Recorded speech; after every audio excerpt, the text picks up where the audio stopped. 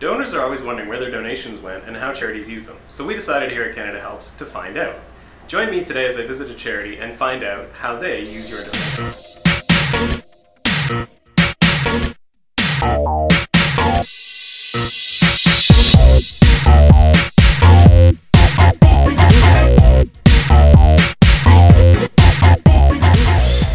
Hey Steve, come here for a second. Alright. I had this great thing to show you. Oh yeah? Yeah. Hi, I have a question about my donation. Okay, let me just look it up for you.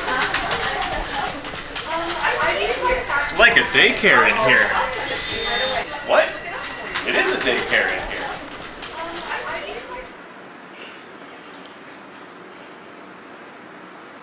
What do you have there?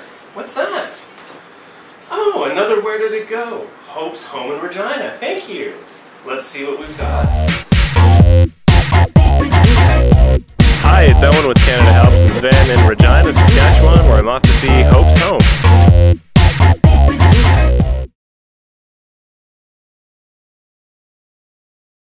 Hope's Home started over 6 years ago, and actually with the birth and the passing of my foster daughter Hope.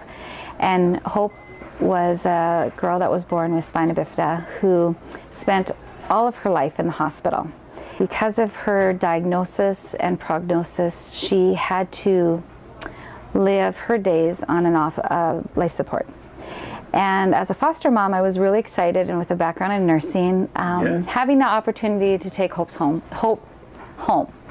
And when Hope passed away, she really opened my eyes to the gap of care in our community, the gap in our system to support families with such high needs children, and giving parents an opportunity to maintain their level of employment and their lifestyles that they had before. For that $350 donation, it buys a sleepover. At its very basic, you can boil it right down to it buys a sleepover, and it sounds really simple, but it's really complex. What respite is for us at Hope's Home is 2 Fridays per month. Our medically fragile families can drop off their child, so who has complex medical needs, they can drop them off at 5:30 on Friday with their sibling who is typically healthy. And those children get to stay for a 24-hour sleepover.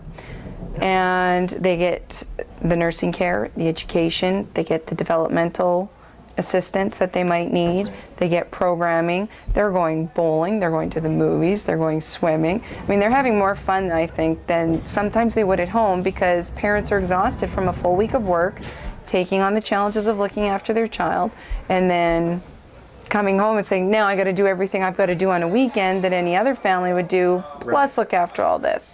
But what you have to remember is when that night is done and they come back to Hope's Home to sleep, you're talking about children on feeding tubes, you're talking CPAP for like apnea, you're talking oxygen, you're talking all sorts of monitors and apparatuses.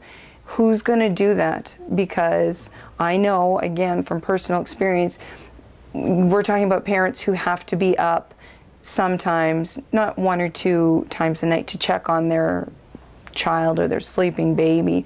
We're talking parents who are up, I was only up 15 times last night. We have a team of staff who can come in and say, I'll look after all those machines, I'll look after all those feeding tubes for you, I will make sure your child is appropriately entertained, educated, looked after. If they have therapy needs, we're going to work on those too. You go take care of you, and we'll take care of this. I think it's really is difficult to explain to people who have been fortunate enough to have children, or even within their extended family, where they've never had to experience those kinds of challenges. It is not about mom and dad. It is mom and dad, grandma, grandpa, aunt and uncle. It takes a village to raise this child, and sometimes it takes a village to support the parents. If families could step in and see, how much does this affect you? Now, what if I had to put those shoes on? And I don't think there's anybody who would want to do it.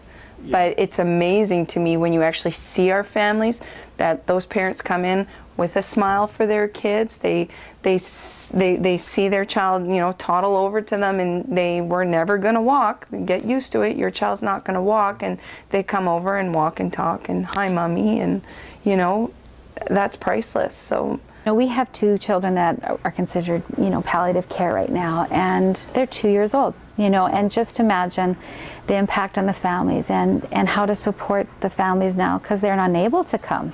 Right. But how can we continue as a family Right.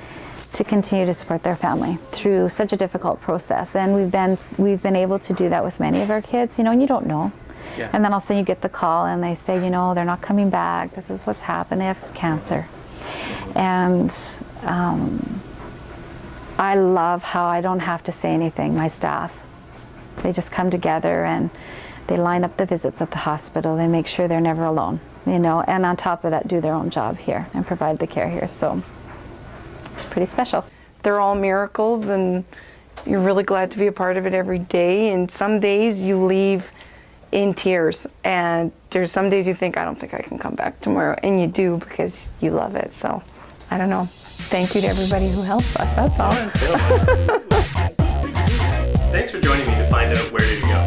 I hope you watch the next episode where we visit another great charity and find out how your donations help. Also visit CanadaHelps.org